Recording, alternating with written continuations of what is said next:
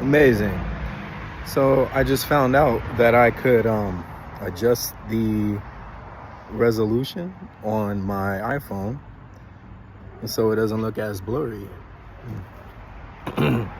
Anyways, so I have some pre-recorded videos. Like right now I'm pre-recording and everything because I know the time that is, well, what just happened? Anyways, I know the time that's supposed to come eventually. So a lot of you will probably be clicking my video and watching because you see that I posted a book on Amazon. And I've been talking about homelessness and mental health issues, and basically pretty much about failure, because anybody who looks at my life on the flesh, the outside of it, they'll see a failure.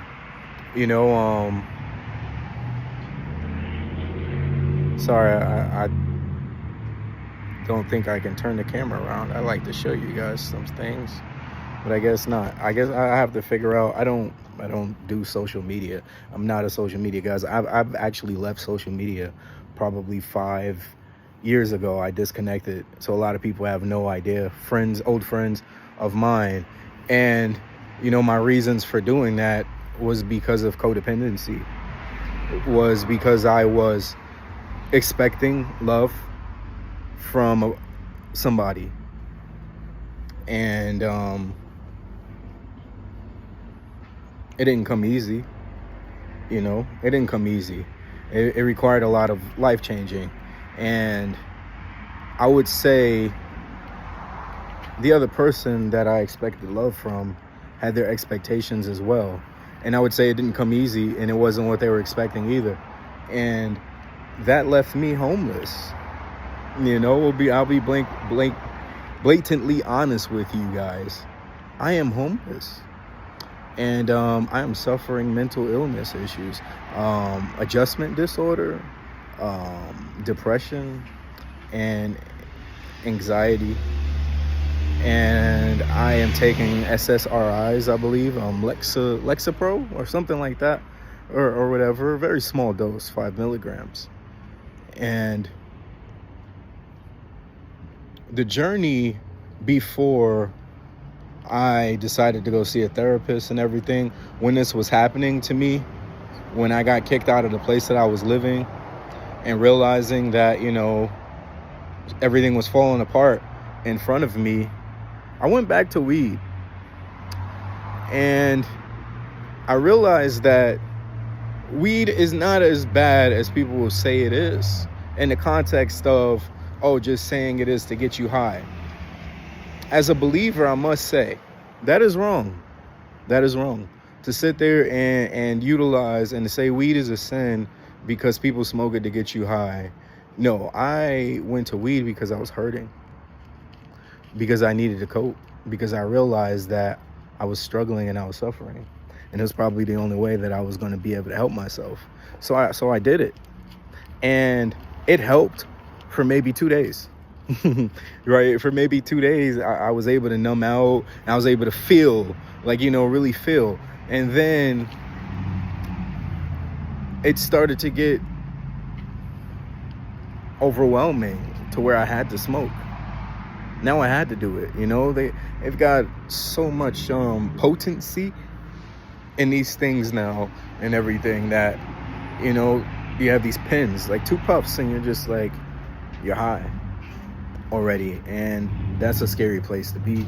So I had to shake off of it and say no, because I realized it was an idol. I realized that the weed was now becoming my, the weed was becoming my support system. It was becoming my go-to. So while I would still pray and I would still do these things that, the Christianese things, what you're supposed to do, I was realizing that one of my best friends was now, this weed. And I haven't smoked weed previously in the last, 5 years, probably 4 years. Been a while since I've actually picked up, marijuana before this trauma happened. And the reason I'm bringing it up, because That's not helping you. I want to be very honest with you. Weed is not helping you, especially when you're dependent upon it. And a lot of people won't admit that. You know, sorry, I'm actually door dashing right now, so I'm trying to pay attention. But anyways, a lot of people will not admit that marijuana is abusive. As a believer, maybe you're secular, you know, you don't believe in God or whatever, you don't believe in Jesus, but there comes a time where a wounded warrior has to get up and walk again, right? So I'm okay with a wounded soldier. And what I mean by wounded, I mean physically, mentally wounded, who goes and says that, hey man, you know what? I'm extremely stressed out, or I'm in a lot of pain, I'm in chronic pain and everything, and I need this. But that pain goes away. Tomorrow comes again. And it's like, what are you doing about the next day? What are you doing to get back? What are you doing to be sober-minded? Because let me tell you something, weed makes you foggy. Forgive my accent, you know, I said foggy. But weed makes your brain foggy. It doesn't, it puts you in a haze, you know, under a spell almost, you know, when you feel that. And I've done all types. You can't tell me that I'm wrong. I've done all types. I've done sativa, hybrids, indica, you name it. I've done the lower quality ones. I've done the high potency ones, you name it, and everything. And it's the same influence, is that my eyes start shifting. They get very droopy. My mind gets a little foggy. You know, my thoughts now start either cooling down or they're racing. My body starts doing weird things, you know, blood vessels start pumping differently and start getting aches and everything. I am not normal. My brain is under a chemical imbalance at that point. It is not my normalcy. You know, it is not my leveling place. The weed is making me hazy. And like I said, okay, you're wounded and you're doing that to cope with pain. But are you stuck having pain? Like, are you imagining your pain now because you want to keep smoking the weed? Or did the pain go away and now you realize that the weed is your best friend? You know, the reason why I record this video is because I don't want that for you.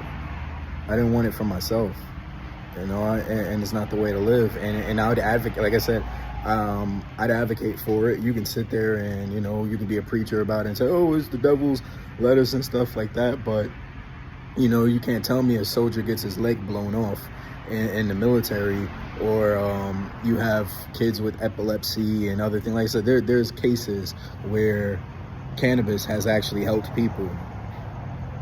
And we need to defend that. We need to defend that right, that it has its medical uses. But the problem with that is that there comes a place where you need to heal. And there's other things that are better.